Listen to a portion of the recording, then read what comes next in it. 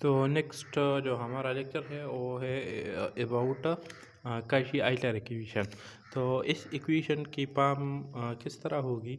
तो इस इक्वेशन की पहचान ये है कि आप लोग के पास जो है ना जो डेरिवेटिव के ऑर्डर है तो उसके साथ प्रोडक्ट में जो है ना जो इंडिपेंडेंट वेरिएबल है उसका जो पावर है ये दोनों सेम टू सेम होगी। इधर ए डेरिवेटिव ऑफ nth ऑर्डर है और इधर जो है ना इंडिपेंडेंट वेरिएबल क्या है अपने पास x है, तो इसका पावर ये दोनों सेम टू सेम। इधर जो है ना क्या है डेरिवेटिव का ऑर्डर क्या है n-1 और इंडिपेंडेंट पावर वेरिएबल का पावर वो भी n-1 है। सिमिलरली इधर सेकंड ऑर्डर डेरिवेटिव है तो इसका पावर भी x² फर्स्ट ऑर्डर डेरिवेटिव तो x पावर 1 और इधर डेरिवेटिव मौजूद नहीं है तो x की पावर 0 मीन उससे भी 1 आएगा is equal to g of x. तो ये जनरल फॉर्म है काशी आइलर इक्वेशन का। और एग्जांपल मैंने कुछ लिखे हैं कि इधर आप देखें सेकंड ऑर्डर डेरिवेटिव है तो x² फर्स्ट ऑर्डर तो x 4y is equal to sine x. तो ये जो अगर जी ऑफ एक्स इस इक्वेशन में ज़ीरो हो जाए तो फिर ये होमोजीनियस फॉर्म होगा और अगर ये ज़ीरो ना हो तो फिर ये हमारे पास क्या होगा नॉन होमोजीनियस केस। तो एक एग्जांपल मैंने नॉन होमोजीनियस के लिए लिखा है और एक एग्जांपल मैंने होमोजीनियस केस के लिए लिखा है। तो हम इसकी जो है ना सलूशन डिस्कस करेंगे। अगर आप लोग के पास काशी आइलर इक्वेशन हो और होमोजीनियस केस हो तो फिर आप इसको किस तरह सॉल्व करेंगे। अगर नॉन होमोजीनियस हो तो फिर आप इसको किस तरह सॉल्व करेंगे। तो होमोजीनियस के लिए हमारे पास क्या है ये एग्जांपल है होमोजीनियस।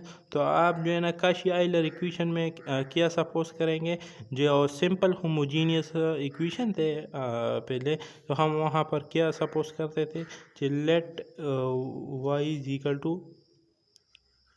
ई पावर एम एक्स। हम सपोज करते थे कि ये परस्पर इसका सलूशन है और फिर हम वेरीफाई करते थे हाँ कि हाँ ये इसका सलूशन है। तो इधर जो है ना हम काशी आइलर इक्वेशन पहले आपने पहचानना है कि ये काशी आइलर इक्वेशन है। अगर है तो सलूशन के लिए आप क्या सपोज करेंगे कि let y is equal to x power m where x is not equal to zero. अगर x ज़ीरो हो गया तो ये फिर डिफरेंशियल इक्वेशन नहीं होगा। आप x की जगह ज़ीरो पुट करें तो फिर ये डिफरेंशियल इक्वेशन नहीं है। तो इसमें रेस्ट्रिक्शन है कि x ज़ीरो नहीं है।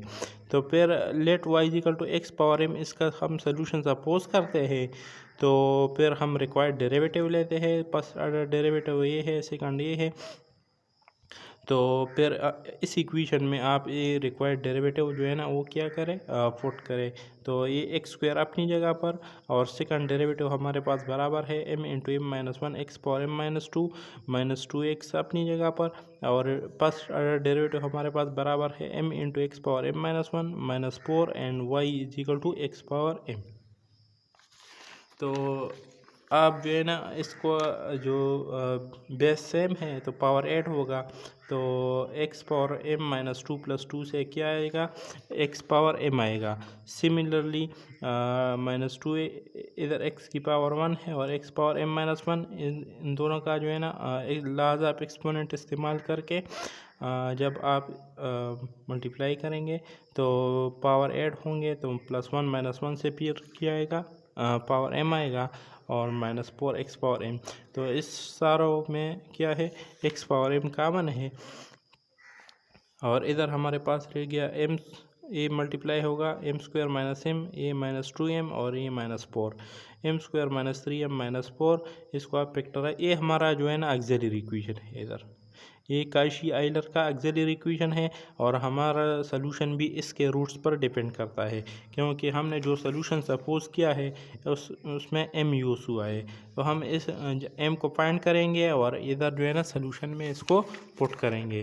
तो ये सेकंड ऑर्डर ये क्वाड्रेटिक है तो m के दो वैल्यूज़ आएंगे। तो इधर इस केस में जो है ना m के दो वैल्यूज़ आए हैं और दोनों क्या है डिस्टिंक्ट और रियल है। तो ये केस नंबर 1 है। जिस तरह सिंपल होमोजीनियस में हमने केसेस डिस्कस किए थे कि अगर रूट्स रियल एंड डिस्टिंक्ट हो, रूट्स रिपीटेड हो, रूट्स कम्प्लेक्स कंजुगेट हो, तो इधर भी वही बात है कि अगर आप देखेंगे कि रूट्स को देखेंगे और इस पर आप सोल्यूशन कंस्ट्रक्ट करेंगे। तो एम की जगह जनरल सोल्यूशन में पहले हमने 4 पुट किया, तो ये फर्स्ट सोल्यूशन और ये सेकंड। चूँकि रूट्स रियल और डिपेंडेंट है तो जनरल सोल्यूशन बराबर होगा C1 into Y1 plus C2 into Y2। Y1 हमारे पास बराबर है x⁴ और Y2 बराबर है x⁻⁻1। तो ये हमारे पास जनरल सोल्यूशन है। तो जनरल सोल्यूशन आप ये जब रूट्स रियल एंड रिपीटेड हो, तो इस क्वेश्चन को पहले आपने पहचानना है कि ये हमारे पास काशी-आइलर इक्वेशन है। अगर है तो सारे क्वेश्चन में आप लोगों ने इसको सपोज करना है, रिक्वायर्ड डेरिवेटिव्स फाइंड करने हैं और उधर पुट करने हैं। फिर आपने x⁻m जो है ना, ये ज़ीरो इसलिए नहीं है क्योंकि x ज़ीरो नहीं है। जब x ज़ीरो नहीं है तो x⁻m भी ज़ीरो के बराबर नहीं हुआ। तो जब x⁻m ज़ीरो के बराबर नहीं है तो ये ज़रूर ज़ीरो के बराबर होगा। और फिर आप इससे m की वैल्यू निकालें, उसको जनरल जो सपोज सोल्यूशन है उधर पुट करें। फिर आप जो है ना इसको देखें कि ये रूट्स रियल एंड डिस्टिंक्ट है, रिपीटेड है या कम्प्लेक्स कंजुगेट है।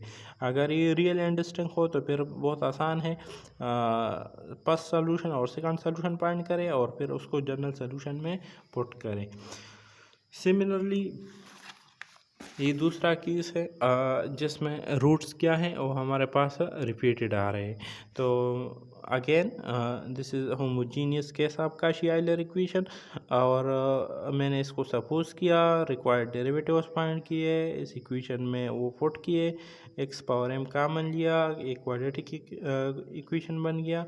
अब जब हम 2m+1 होल स्क्वायर के बराबर है तो इसको हम 2 दफ़ा लिख सकते हैं। इसको अगर आप 0 के बराबर लेते हैं तो m की वैल्यू -1/2 और इधर भी, तो ये रूट्स रिपीटेड हो गए।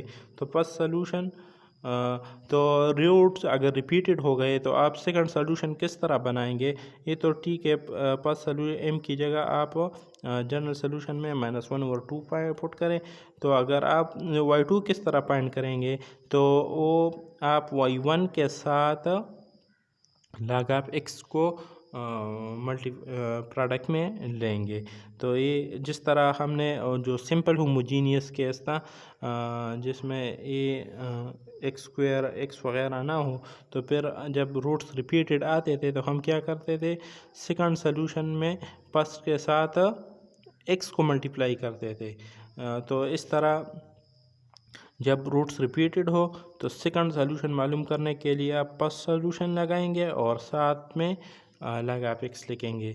अब जनरल सोल्यूशन क्या है? C1 y1 plus C2 y2। तो y1 हमारे पास बराबर है x⁻−1/2 और y2 बराबर है हमारे पास इसके।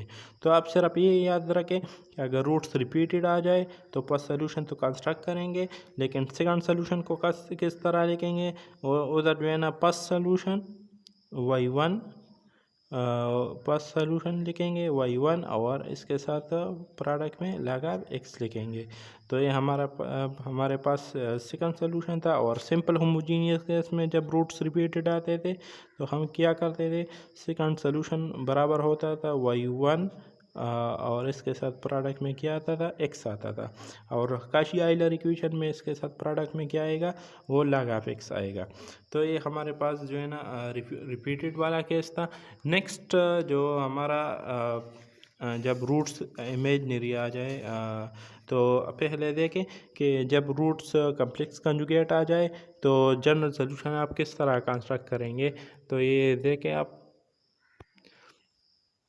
जब रूट्स कम्प्लेक्स कंजुगेट आ जाएंगे तो एक इसका रियल पार्ट होगा और एक इमेजनरी पार्ट होगा। तो आप वहाँ से जो है ना रियल और इमेजनरी पार्ट को सेपरेट करें और इस जनरल सोल्यूशन में पुट करें। ये क्या है, x⁻α, ये रियल पार्ट है, C1 cos beta log of x plus C2 sin beta log of x।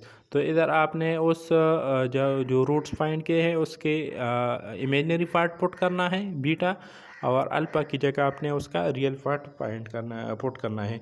ये एग्जांपल को देखें आप, ये हमारे पास काशी आइलर इक्वेशन का होमोजीनियस केस है। पहले हम इसमें let y equal to x power m is the solution of this problem. फिर आप उस रिक्वायर्ड डेरिवेटिव फाइंड करेंगे, वो इधर पुट करेंगे तो हमारे पास ये इक्वेशन आ गया। ये चूँकि एक्स पावर m ज़ीरो के बराबर नहीं है तो ये ज़ीरो के बराबर होगा। इधर आप देखें। फिर आप जब इसको सॉल्व करेंगे तो हमारे पास दो रूट्स आते हैं, दोनों कॉम्प्लेक्स कंजुगेट हैं आपस में। इधर जो अल्फ़ा की वैल्यू है वो -1 है और बीटा की वैल्यू क्या है, स्क्वायर रूट ऑफ 2 है।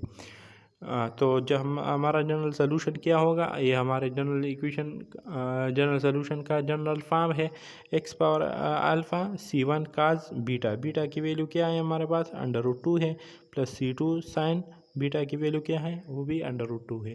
तो ये हमारे काशी आइलर इक्वेशन के होमोजीनियस फॉर्म के 3 केसेस थे। अब जब आपके पास क्या हो, नॉन होमोजीनियस हो, ये पिछले साल भी जो है ना वो पेपर में आया था नॉन होमोजीनियस केस। तो ये वही सेम है जिस तरह आप नॉन होमोजीनियस डिफरेंशियल इक्वेशन को सॉल्व करते थे वेरिएशन ऑफ पैरामीटर के ज़रिए। तो इधर भी जो है ना हम इसको वेरिएशन ऑफ पैरामीटर के ज़रिए सॉल्व करेंगे। लेकिन आप लोग को पहचानना है कि वाकई नॉन होमोजीनियस केस है काशी आइलर का।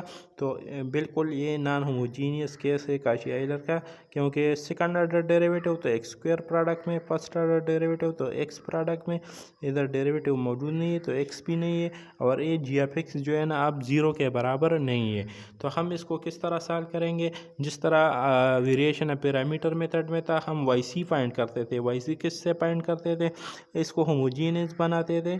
फिर अब काशी आइलर का प्रॉब्लम है तो हम एक्स पावर m को सॉल्यूशन लेते हैं, इसको सॉल्व करते हैं। अभी जो मैंने डिस्कस किया, रूट्स आ गए, m=1 m=3। तो हमारा जनरल सोल्यूशन बराबर हुआ c1 x power 1 plus c2 जो सेकंड सोल्यूशन है ये वाई सी है।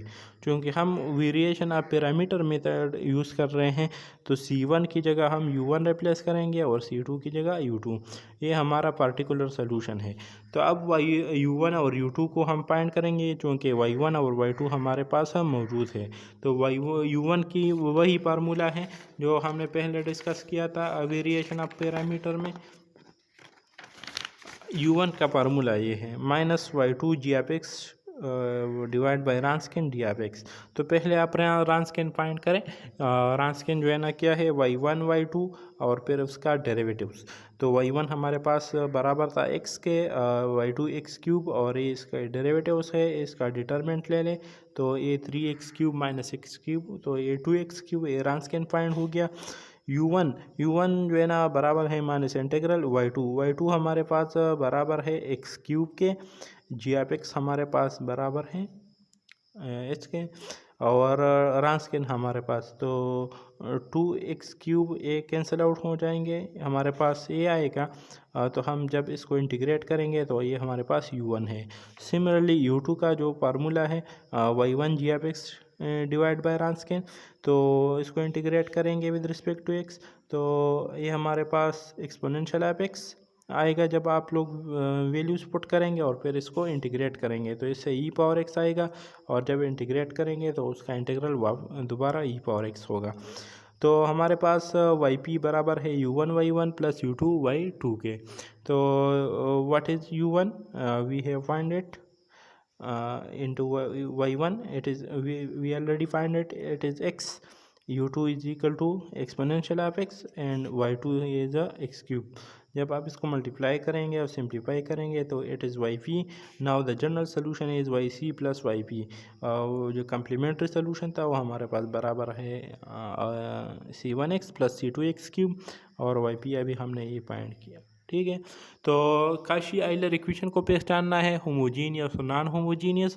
होमोजीनियस हो तो बस सिंपल ये एक तरीका है कि आपने क्या करना है कि एक्स पावर m को सोल्यूशन लेना है, सपोज करना है, और इसके डेरिवेटिव रिक्वायर्ड डेरिवेटिव लेकर पुट करना है।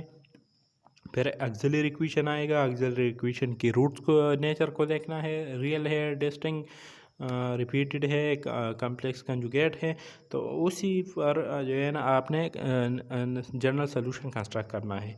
फिर एक केस आ गया अगर नॉन होमोजीनियस हो तो फिर क्या करना है, तो नॉन होमोजीनियस के लिए आपने वेरिएशन पैरामीटर मेथड यूज़ करना है।